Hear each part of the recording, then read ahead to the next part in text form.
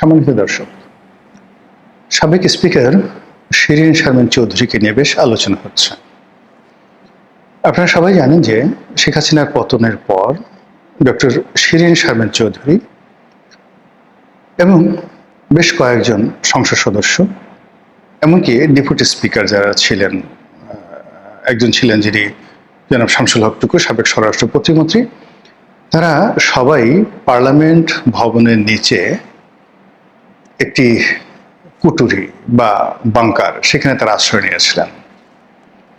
তো ওখানে যারা আশ্রয় নিয়েছিলেন তাদের কারো কারো কাছ থেকে শোনা, সত্য মিথ্যা আমি জানি না, ওখানে ঘটনার প্রেক্ষাপটে শিরীন শারমিন চৌধুরী এতটা ভীত সন্ত্রস্ত হয়ে পড়েছিলেন যে তিনি বমি করতে করতে অসুস্থ হয়ে পড়েছিলেন ভয়ে এবং আতঙ্কে। অর্থাৎ পার্লামেন্টের মধ্যে যখন বিপ্লবীরা ঢুকে পড়েছিল, ছাত্ররা ঢুকে পড়েছিল, তখন তারা সেই বাংকারের মধ্যে ছিলেন।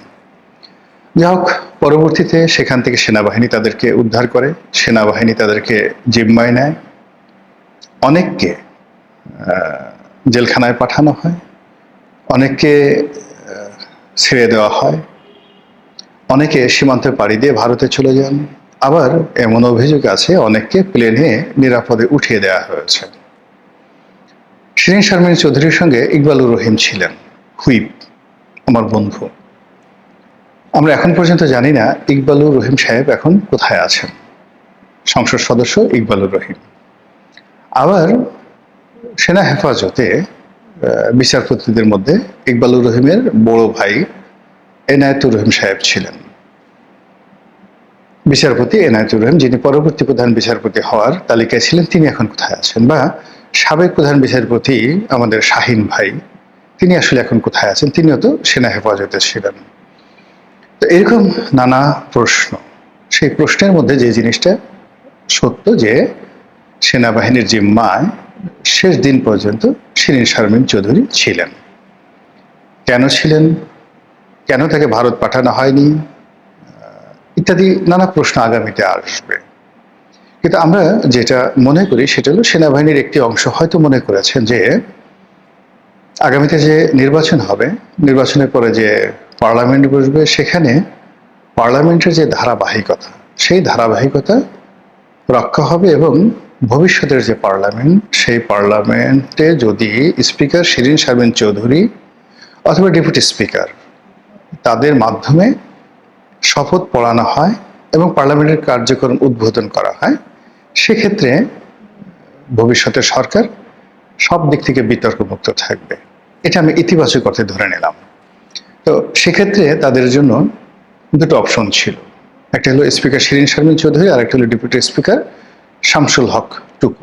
যেহেতু শামসুল হক টুকু জেলখানাতে এবং একেবারে যাকে বলা হয় শিরীন শারমিন চৌধুরীর মতো এরকম ফ্রেশ নন, তিনি বিতর্কিত। তো সেক্ষেত্রে শিরীন শারমিন চৌধুরীকে হয়তো সেনাবাহিনী রেখে দিয়েছে, এরকম একটা ঘটনা ইতিবাচক করতে মনে হতে পারে। কিন্তু যখন দেখা গেল যে সরকার এই সমস্ত ব্যাপারে ড্যাম কেয়ার, তারা মনে করেছে ঠিক ডক্টর মোহাম্মদ ইউনূস সরকারের মতো, যে কে শপথ গ্রহণ করালো, কে পাঠ করালো, ডাজ নট ম্যাটার, আমরা বিজয়ী হয়েছি, আমরা যেভাবে বলবো ওভাবে সবকিছু চলবে। এবং সে অনুযায়ী তারা এই চিফ ইলেকশন কমিশনার দিয়ে, তাকে দিয়ে যে শপথ বাক্য পাঠ করিয়েছেন বা অন্যান্য যে সকল ট্রেডিশনের বাইরে গিয়ে যে কাজগুলো করেছেন, আগামীতে যদি বিএনপির কখনো খারাপ সময় আসে, তাহলে এর প্রতিটি বিষয় নিয়ে তাদেরকে জবাবদিহি করতে হবে এবং তাদেরকে বিপদে পড়তে হবে। এমনকি যে প্রধান নির্বাচন কমিশনার, যিনি সমস্ত ট্রেডিশন ভেঙে তিনি শপথ বাক্য পাঠ করালেন, এটা তার জন্য শুভ ফল বয়ে আনবে না। তো যাই হোক, এখন সেই শিরীন শারমিন চৌধুরী হঠাৎ করে আমরা দেখলাম তিনি গ্রেপ্তার হয়েছেন হত্যা মামলার আসামি। আবার 6 দিন পরে তাকে কারাগার থেকে ছেড়ে দেওয়া হয়েছে, তিনি জামিন পেয়েছেন। আর তাকে নিয়ে যে আলোচনা হচ্ছে, যখন ধরা হলো তখন বাঙালি বলল ছি ছি ছি ছি, এমন একজন ভালো মহিলা, অল থ্রু ফার্স্ট ক্লাস পেয়েছেন, কখনো অন্যায় করেননি, ঘুষ দুর্নীতি করেননি, তিনি শেখ হাসিনার দোসর হিসেবে শুধু স্পিকার হিসেবে দায়িত্ব পালন করেছেন, এর বাইরে তো তিনি কিছুই করেননি। এই দেশে এরকম শিরীন শারমিন চৌধুরীদের মতো লোক, সাবের হোসেন চৌধুরীদের মতো লোক যদি লাঞ্ছিত হয়, অপমানিত হয়, তাহলে এই দেশ আর থাকবে না। এদেশে মানুষের ইমান একিন বলে কিছু নাই, ক্ষমতায় যে যায় সেই হয় রাবণ, চারিদিকে শুধু ছি ছি ছি ছি। আবার যেই মুহূর্তে তাকে জামিন দেওয়া হলো, তখন আবার বাঙালি বলা শুরু করলো সেই নাসিরুদ্দিন হোজার গল্পের মতো, মানে গাধা নিয়ে বাপ বেটা যাচ্ছে। তখন মানুষ যেভাবে কথা বলছে সেই কথা অনুযায়ী তারা প্রতিবার সিদ্ধান্ত পরিবর্তন করছে, আর প্রতিবারই লোকজন গালাগালি করছে। তো যাই হোক, এখানে শিরীন শারমিন চৌধুরীকে ছেড়ে দেওয়ার পরে আবার লোকজন বলল স্যা স্যা স্যা, সরকারের মেরুদণ্ড বলে কিছু নেই, এই সরকার পারে না এমন কোনো কুকর্ম নেই, এই তারা ধরলো, আবার তারা ছেড়ে দিল। নিঃসন্দেহে শিরীন শারমিনকে দিয়ে তারা একটা খারাপ খেলা খেলতে চাচ্ছে। তারা তাদের পছন্দ মতো একটা নতুন আওয়ামী লীগ খুলতে চাচ্ছে, পুরোনো আওয়ামী লীগ বন্ধ হয়ে গেছে। যেমন শেখ হাসিনা চেষ্টা করেছিলেন নতুন বিএনপি করার জন্য, তৃণমূল বিএনপি করার জন্য, এখনো তৃণমূল আওয়ামী লীগ, নতুন আওয়ামী লীগ করার জন্য এই শিরীন শারমিন চৌধুরীকে ছেড়ে দেওয়া হয়েছে। শিরীন শারমিন চৌধুরীকে এটা পারবেন? হ্যাঁ, লোকজন কি এটা মেনে নেবে? শেখ হাসিনা ছাড়া কি বাংলাদেশে অন্য কোনো দল আছে? শেখ হাসিনার বাইরে কি কেউ কখনো আওয়ামী লীগ করতে পেরেছে বা ভবিষ্যতে পারবে? যদি পারতো তাহলে তো শেখ হাসিনা অনেক চেষ্টা করেছিলেন তারেক রহমানকে বাদ দেওয়ার জন্য, বেগম জিয়াকে বাদ দেওয়ার জন্য। এমনকি তারেক রহমান সাহেবের যে স্ত্রী জাইমা রহমানকে, তারেক রহমান সাহেবের যে স্ত্রী জুবাইদা রহমান, এমনকি তার কন্যা জাইমা রহমান, তাদেরকেও রাজনীতির যে লাইমলাইট এখন আপনারা দেখছেন, এটা শেখ হাসিনা চেয়েছিলেন যে তারা রাজনীতিতে আসুক। উইদাউট তারেক তারা যদি রাজনীতিতে আসতেন তাহলে শেখ হাসিনা সেই রাজনীতি বিএনপির জন্য অবহারিত করে দিতেন, এবং সেটা হতো অনেকটা জাতীয় পার্টি ভার্সন 2। তো সেই দিক থেকে শেখ হাসিনা যে কাজগুলো করছে সেই কাজগুলো তারেক রহমান সাহেব আসলে করছেন কিনা এটা নিয়ে জনগণ এখন চারিদিকে শুধুমাত্র আলোচনা, সমালোচনা, তর্ক বিতর্ক, ঘৃণা, সি স্যা, এই সমস্ত জিনিস চলছে। কিন্তু আসলে বাস্তবে কি হচ্ছে? একজন রাজনীতির কর্মী হিসেবে আপনারা অনেকে হয়তো আমাকে বিশ্লেষক হিসেবে মনে করেন, আমি নিজেও পরিচয় দেই। তারপর এর বাইরে দুটো বড় রাজনৈতিক দল, তাদের সঙ্গে একেবারে সর্বোচ্চ পর্যায়ে সম্পর্ক থাকার কারণে কিছু তো জানার সুযোগ হয়েছে। 5টি বছর সংসদ সদস্য থেকেছি একেবারে টপ অফ দ্য লাইনে। এর কারণে একটা রাষ্ট্র কিভাবে চলে, এজেন্সিগুলো কিভাবে চলে, ডিজিএফআই ডিজি কার কাছে গিয়ে বসে থাকে, তার কাছে গিয়ে কারা বসে থাকে, এরপর প্রধানমন্ত্রী কি করে, বিরোধী দলীয় নেতা কি করে, এই জিনিসগুলো একেবারে 5টি বছর হাতে কলমে শেখার, বোঝার, দেখার সুযোগ হয়েছে। এর আগে প্রায় 30-35 বছর সেই রাজনীতিকে দেখেছি, কখনো রাজপথে, কখনো সাংবাদিক হিসেবে, কখনো ব্যবসায়ী হিসেবে, কখনো বিরোধী দলীয় রাজনৈতিক কর্মী হিসেবে। ফলে এখন পর্দার আড়ালে যা হচ্ছে, বা ইউনূস সাহেবের আমলে যা হয়েছিল, বা ইভেন শেখ হাসিনার জমানাতে হয়েছিল, যা এগুলো দেখলেই বুঝতে পারা যায় কি ঘটনাগুলো ঘটছে। দুর্ভাগ্যজনক হলেও সত্যি যে ক্ষমতায় বসে মানুষ বারবার একই ভুল করে। আজ থেকে 1000 বছর আগে ইয়াজিদ ইবনে মুয়াবিয়া ক্ষমতায় বসে যে ভুল করেছেন, একই ভুল এখন নেপালের যে প্রধানমন্ত্রী বালেন্দ্র তিনিও করতে পারেন, আবার নাও করতে পারেন। ফেরাউন দ্বিতীয় রামসিস তিনি যে ভুলগুলো করেছেন, সেই ভুলগুলো যে শেখ হাসিনা করেনি একথা আপনি বুকে হাত দিয়ে বলতে পারবেন না। কিংবা ধরুন আরো আগে চীনের প্রথম সম্রাট শি হুয়ানটি তিনি যে ভুল করেছেন, এরশাদ সাহেব যে সেই ভুলগুলো করেননি এটা বলতে পারবেন না, বরং বলতে পারবেন ইয়েস হি ডিড। কিন্তু মহাজ্ঞানী সেনেকা, সম্রাট নিরোর শিক্ষক, কিংবা ধরুন সৈনিক সরকারের প্রভাবশালী মন্ত্রী এবং প্রাদেশিক গভর্নর কনফুসিয়াস, কিংবা বাশা হারুনা রশিদের জমানায় যিনি একটি প্রদেশের শাসক ছিলেন, গভর্নর ছিলেন, ইমাম শাফি রহমতুল্লাহ আলাইহে। এরকম আমি আরো অনেক নাম বলতে পারব। তারা রাষ্ট্র ক্ষমতায় বসে যে ঐতিহাসিক দায়িত্ব পালন করেছেন, কিংবা বড় বড় সম্রাটদের সামনে দাঁড়িয়ে, ইভেন আলেকজান্ডারের সামনে দাঁড়িয়ে যেভাবে অ্যারিস্টটল কথা বলেছেন, প্লেটো কথা বলেছেন ওই জমানাতে। আমি এইটা বারে বারে ভুল হয়ে যাই। মানে এরিস্টটল, মানে তার যে শিক্ষক, আলেকজান্ডারের শিক্ষক যে কথাগুলো বলেছেন, কিংবা প্লেটো আলেকজান্ডারের আগের জমানাতে যেইভাবে গ্রিসের রাজা বাদশাদেরকে চ্যালেঞ্জ জানিয়ে যে কথাগুলো বলেছেন, সেই কথাগুলো বর্তমান জমানাতে একজনও লোক নেই বাংলাদেশে সেই কথাগুলো বলছেন। আর আমরা যারা টুকটাক বলছি, আমরা আসলে ওনাদের পর্যায়ের নই। ওনাদের পর্যায়ের আমাদের এই বাংলাদেশে এই মুহূর্তে যারা আছেন, তারা সবাই চুপ হয়ে আছেন।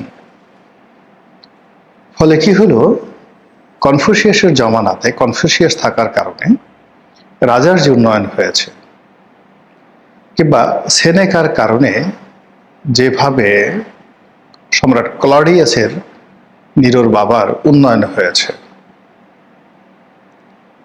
ঠিক একইভাবে কেবলমাত্র বড় বড় সাহাবী, আলেম, ওলামা, গাউস, কুতুব, পীর, মাশায়েখ মুখ বন্ধ করার কারণে হযরত আমির মাবিয়া কিংবা ইয়াজিদ কিংবা মারওয়ানের জমানাতে কিংবা হাজ্জাজ বিন ইউসুফের জমানাতে এই পৃথিবী যে ধ্বংস হয়েছে, কিংবা হিটলারের জমানাতে কেবলমাত্র জ্ঞানীদের মুখ বন্ধ করার কারণে যে সমস্যাগুলো হয়েছে, ঠিক ক্ষমতার পট পরিবর্তনের পরে মানুষ যদি জবান বন্ধ রাখে একই সমস্যা হয়ে যায়। তো যেটা বলছিলাম যে বর্তমান এই জমানাতে যা কিছু হচ্ছে এগুলো আমরা অনেকেই বুঝতে পারছি। শিরিন শারমিন চৌধুরীকে নিয়ে যা কিছু হচ্ছে আমরা সবাই বুঝতে পারছি, কিন্তু আমরা যে যার মতো করে কথা বলছি, কখনো সত্যের বাইরে গিয়ে, কখনো ক্রোধের বশবর্তী হয়ে, কিন্তু আসল কথাটা বলার চেষ্টা করছি না। যদি বিপদ আসে তাহলে কি হবে? এখানে আমার যে বক্তব্য সেটা হলো যে শিরিন শারমিন চৌধুরী বা তার মতো যাদের নাম রিফাইন্ড আওয়ামী লীগ, নতুন আওয়ামী লীগ এই নামে আসছে, তারা আসলে কেউই রাজনৈতিকভাবে মাঠে পরীক্ষিত নন। ধরুন জাহাঙ্গীর কবির নানক, মোফাজ্জেল হোসেন চৌধুরী মায়া, এরপর ধরুন বাহাউদ্দিন নাসিম, আলাউদ্দিন নাসিম, এরপরে ধরুন ওবায়দুল কাদের। তাদের তো অনেক বদনাম,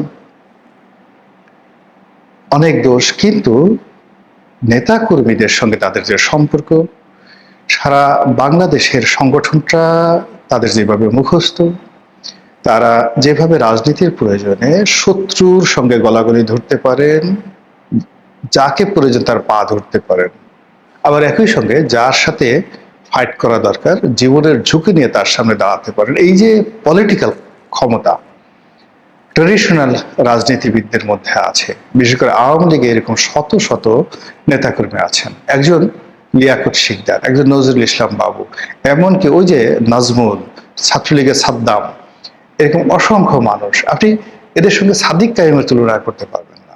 এরা সবসময় স্রোতের প্রতিকূলে লড়াই করতে অভ্যস্ত, দীর্ঘদিন ধরে। তো এই যে স্রোতের প্রতিকূলে লড়াই করা, টিকে যাওয়া, কখনো পরাজিত হওয়া, কখনো জেলে যাওয়া, কিন্তু সর্বাবস্থায় তারা ভাত খায়নি, কিন্তু রাজনীতি বাদ দেয়নি। এই যে পলিটিক্যাল যে কোয়ালিটির সম্পূর্ণ লোক, এই লোকগুলোর মতো শিরিন শারমিন চৌধুরী নন, বা অন্য যাদের নাম আসছে তারা কেউ এই ক্যাটাগরির নন। আর এই ক্যাটাগরির না হলে কোনো অবস্থাতেই বিরূপ পরিস্থিতিতে কখনো কেউ রাজনীতিতে সাইন করতে পারে না। যেমন ধরুন বিএনপির সবচেয়ে বিপদের সময়টিতে বিএনপির যারা হাল ধরেছেন, Khandakar Delwar, Abdul Salam Talukdar, K M Obaidur Rahman, doctor AQM Badruddoza Chowdhury, they have the real political power, তাদের ছিল। কিন্তু এখন এই যে বিএনপির ক্ষমতার সময় আপনি যদি মাহাদিকে, ডাক্তার মাহাদি বা হুমায়ুন বা সানি বা এই যে যারা যারা তারেক রহমান সাহেবের পছন্দের মানুষ হিসেবে এই মুহূর্তে সিলেক্টেড হয়েছে, তাদের সঙ্গে যদি বিএনপির ওই ধরনের লোকের তুলনা করেন তাহলে হবে না। কিংবা শেখ হাসিনা যদি কখনো আবার ক্ষমতা আসার পরে যদি মাহাদিকে এনে সে একটা নতুন বিএনপি তৈরি করার চেষ্টা করে, কোনোদিন হবে না, কখনো সম্ভব হবে না, এটা হয় না। আবার অন্যদিকে যদি আব্দুল সালাম তালুকদার বা কে মুবাইদুর রহমানের মতো মানুষকে দুনিয়ার সমস্ত সম্পদ দেওয়া হয়, তবুও তারা যেটা পারবে না সেই কাজটা তারা কখনো করতে যাবে না, খন্দকার দেলোয়াররা কখনোই করতে যাবে না। তো এখানে যে মূল বিষয়টা আছে যে আওয়ামী লীগের যে সকল ডেডিকেটেড লোকজন রয়েছেন তাদেরকে পূবের চাঁদ পশ্চিমে উঠে গেলেও আপনি শেখ হাসিনার বিরুদ্ধে নিতে পারবেন না। এই কারণে তারা রাজনীতি বুঝেন, তারা জানেন যে তারা এটা পারবেন না। আবার অন্যদিকে এই নতুন আওয়ামী লীগ, নতুন বিএনপি, নতুন জাতীয় পার্টি, এই বিভিন্ন লোকজন মানে যাদেরকে ভাড়া করে এনে যদি দাঁড় করানো হয় তাহলে ফলাফল সেই ১১ সময় যা হয়েছে এর সাথে একটু ব্যতিক্রম হবে না। ১১ সময় তুফাইল সাহেবের মতো মানুষ, সুরঞ্জিত সেনগুপ্তের মতো মানুষ, আব্দুর রাজ্জাক, আমির হোসেন আমুর মতো মানুষ প্রাণান্ত চেষ্টা করেছেন, হয়নি। আপনার সেই মেজর হাফিজ, সাইফুর রহমান, তারপর মেজর হাফিজ, সাইফুর রহমান, এরপরে আপনার এই যে আব্দুল মান্নান ভূঁইয়া, তার সঙ্গে তরুণ তুর্কিদের মধ্যে এহসানুল হক মিলন থেকে শুরু করে কে না ১১ সময় কারা মানে বেগম জিয়ার বিরুদ্ধে যায় নাই বলেন তো? কিন্তু এটা তো সম্ভব হয়নি, কখনো সম্ভব হয়নি। ঘুরে ফিরে তাদেরকে সেই দলের মধ্যে ফিরে আসতে হয়েছে এবং অনেককে সারা জীবনের জন্য রাজনীতি থেকে অবসর নিতে হয়েছে। তো সেই দিক থেকে শিরীন শারমিন চৌধুরীকে নিয়ে যারা চেষ্টা করছেন, মানে এরা ১০০ × ১০০ × ১০০ × ১০০ যদি আপনি ৪ বার গুণ করেন তখন যে ফলাফলটা বের হবে অতবার তারা ফেল করবেন, পরাজিত হবেন।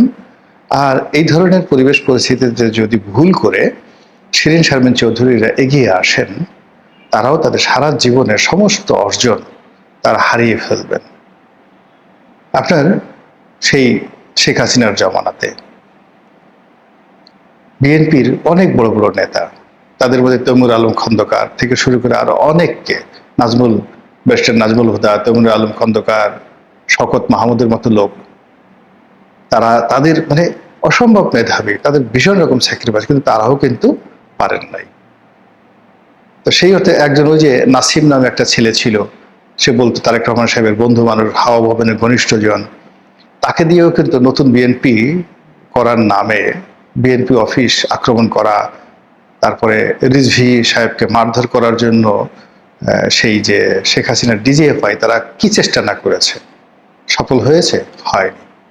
ফলে প্রত্যেকটি রাজনৈতিক দল তার একটা মৌলিক ভিত্তি থাকে, সেই ভিত্তিগুলো কোনো অবস্থাতেই শিরীন শারমিন চৌধুরীরা নন।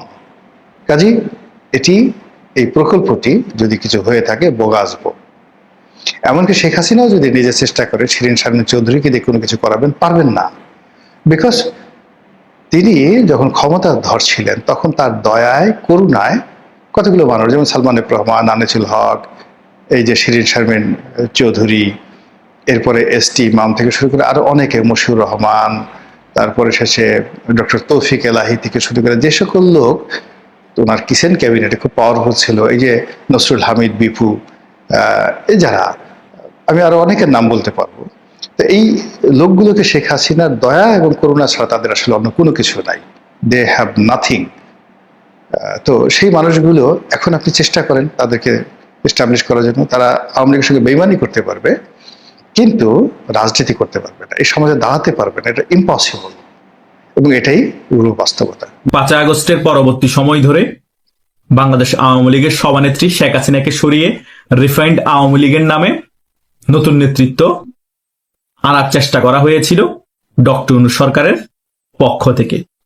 অনেক গুঞ্জন উঠেছিল সাবের হোসেন চৌধুরী হতে যাচ্ছে বাংলাদেশ আওয়ামী লীগের নতুন কাণ্ডারি। সেই কারণে সাবের হোসেন চৌধুরীকে খুব তাড়াতাড়ি জামিন দেওয়া হয়ে গিয়েছে এবং সাবের হোসেন চৌধুরীর বাসায় গিয়ে নাকি 3-4 জন কূটনীতিক দেখা করেছে যাতে রিফাইন্ড আওয়ামী লীগের সভাপতির দায়িত্ব নেয় সাবের হোসেন চৌধুরী। সে আলোচনা অনেক দিন চলেছে, অনেক গুঞ্জন চলেছে, শেষ পর্যন্ত সাবের হোসেন চৌধুরী আওয়ামী লীগের সভাপতিও হয়নি এবং রিফাইন্ড আওয়ামী লীগও তৈরি হয়নি। এই সাবের হোসেন চৌধুরী একেবারে ক্লিয়ারলি না বলে দিয়েছিলেন। পরে গিয়ে সে আলোচনা ভেস্তে যায় এবং রিফাইন্ড আওয়ামী লীগ নামে কোনো আওয়ামী লীগ বাংলাদেশে আসেনি। এবং এই 2-3 দিন ধরে আবার আরেকটি আলোচনা চাওয়া হয়েছে, রিফাইন্ড আওয়ামী লীগ নামে আরেকটি আওয়ামী লীগ আসছে, গুঞ্জন তৈরি হয়েছে। সে আওয়ামী লীগের নেতৃত্বে আসছে সাবের হোসেন চৌধুরী এবং শিরিন শারমিন। এই ব্যাপারগুলো নিয়ে আমি বিভিন্ন সোশ্যাল মিডিয়া পোস্ট করতে দেখেছি। তারা কি গুঞ্জনে কান দিয়ে পোস্ট করেছে, নাকি কোনো অথেন্টিক সোর্স পেয়ে তারা এই পোস্টগুলো করছে, নাকি ইউটিউবের কিছু ভিডিও দেখে তারা পোস্টগুলো করছে, আমি বুঝতে পারছি না। এবং তাদেরকে কে বলল যে সাবের হোসেন চৌধুরী রিফাইন্ড আওয়ামী লীগের সভাপতি হতে যাচ্ছে এবং শিরিন শারমিন সাধারণ সম্পাদক হতে যাচ্ছে, বা শিরিন শারমিন সভাপতি হতে যাচ্ছে, সাবের হোসেন চৌধুরী সাধারণ সম্পাদক হতে যাচ্ছে? তারা নিজেরাও নিজের মুখ দিয়ে কথা বলেছে? বলেনি। কারণ অনেকেই মনে করছে কি শিরিন শারমিনকে 1-2 দিনের মধ্যে জামিন দিয়ে দেওয়া হয়েছে একমাত্র আওয়ামী লীগের হাল ধরার কারণে, এবং যাতে শিরিন শারমিন হাল ধরা আওয়ামী লীগের রিফাইন্ড আওয়ামী লীগের, সে কারণে তাড়াতাড়ি জামিন দেওয়া হয়ে গিয়েছে। এবং শিরিন শারমিনের সাথে একটি সমঝোতা হয়েছে বিএনপি সরকারের, সেই কারণে ওনাকে তাড়াতাড়ি জামিন দিয়ে রিফাইন্ড আওয়ামী লীগের যাতে হাল ধরতে পারে, সেই কারণে খুব তাড়াতাড়ি জামিনের ব্যবস্থা করা হয়েছে। এই সকল কিছু সম্পূর্ণরূপে গুজব। এই ধরনের গুজবে এবং গুঞ্জনে আপনাদের কান দেওয়ার কোনো প্রয়োজন নেই। শিরিন শারমিন কোনো অপরাধ করেনি, শিরিন শারমিনের নামে কোনো দুর্নীতির অভিযোগ নাই, কোনো অপরাধের অভিযোগ নাই। ভুয়া একটা মামলা দিল, উনি কি মাসকে মাসে বছরকে বছর জেলে পুজবে নাকি? উনি সংসদের স্পিকার ছিল, সো ওনার জামিন তো খুব তাড়াতাড়ি হওয়ারই কথা। সাবের হোসেন চৌধুরীর ক্ষেত্রেও সেম। ওদের দুজনকে হয়তো বা বিএনপি সরকারের পক্ষ থেকে সিস্টেমেটিক ভাবে ডিজিএফ এনএসএ এর মাধ্যমে সিস্টেমেটিক ভাবে কোনো অফার দিলেও দিতে পারে, কিন্তু তারা কি রাজি হয়েছে সেটা আপনাদের তো দেখতে হবে। তারা কি বলেছে আমি রিফাইন্ড আওয়ামী লীগের সভাপতি হতে যাচ্ছি? তারা কি বলেছে আমি রিফাইন্ড আওয়ামী লীগের সাধারণ সম্পাদক হতে যাচ্ছি? তারা যখন বলে না, আপনাদের এত চুলকানি কেন? আপনারা না জেনে গুজবের কথায় কান দিয়ে ফেসবুকে কেন পোস্ট করছেন? অনেক ইউটিউবার দেখতেছি এই বিষয়ে আলোচনা করে পুরো সয়লাপ করে ফেলেছে ইউটিউবের মধ্যে। টিকটকে ঢুকলে আলোচনা, ফেসবুকে ঢুকলে আলোচনা। একটা গুঞ্জনকে কেন্দ্র করে আপনারা এমন ভাবে বিষয়টাকে আলোচনা করতেছেন, মনে হচ্ছে সত্যি সত্যি সাবের হোসেন চৌধুরী সভাপতি হয়ে যাচ্ছে, সেক্রেটারি শিরিন শারমিন হয়ে যাচ্ছে, সে কারণে তাদেরকে তাড়াতাড়ি জামিন দেয়া হয়েছিল।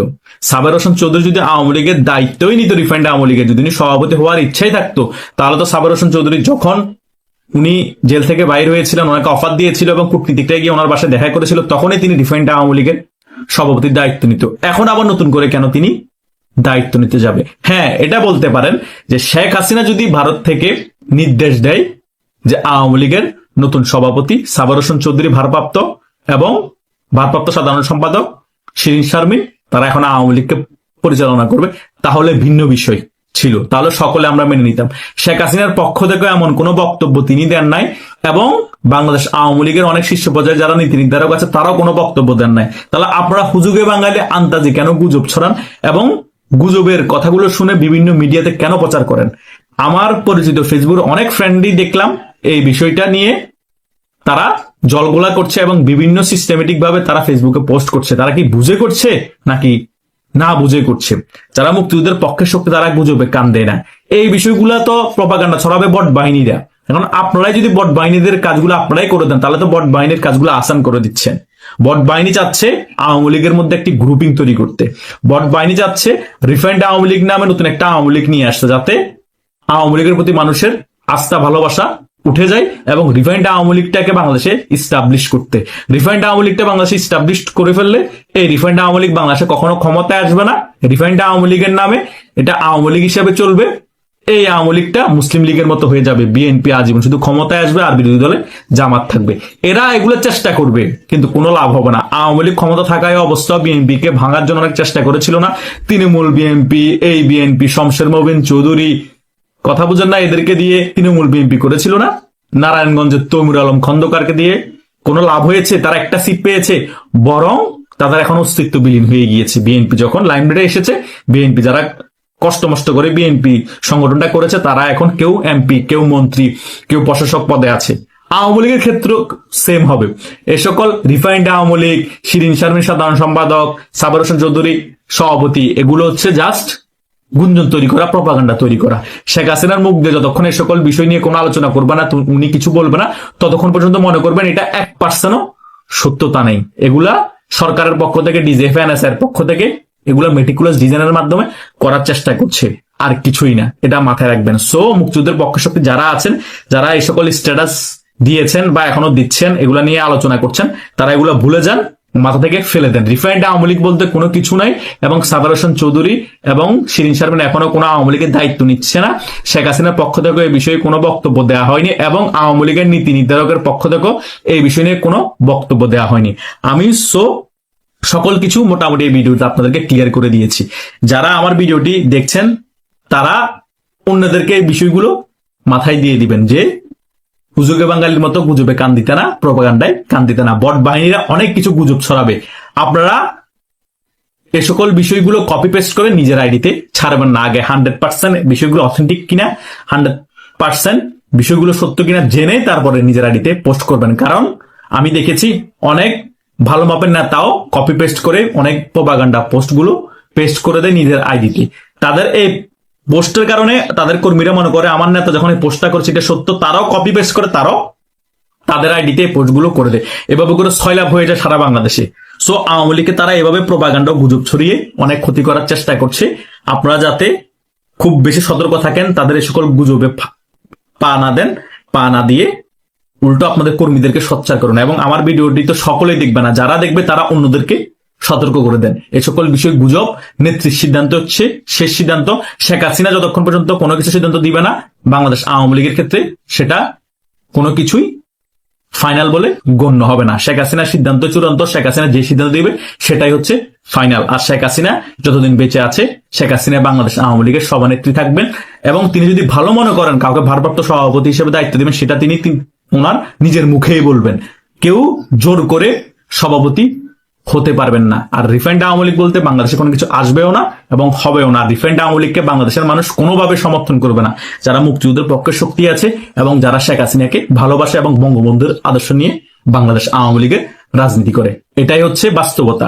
সো এই বাস্তবতা মেনেই বাংলাদেশ আওয়ামী লীগের রাজনীতি করতে হবে এবং বিএনপিকেও এই বাস্তবতা মানতে হবে। সো কোনো রিফাইন্ড আওয়ামী লীগের আলোচনায় না করাই আমাদের জন্য শ্রেয়। আশা করছি সকল বিষয়ে আমি এই ভিডিওতে আপনাদের বোঝাতে সক্ষম হয়েছি।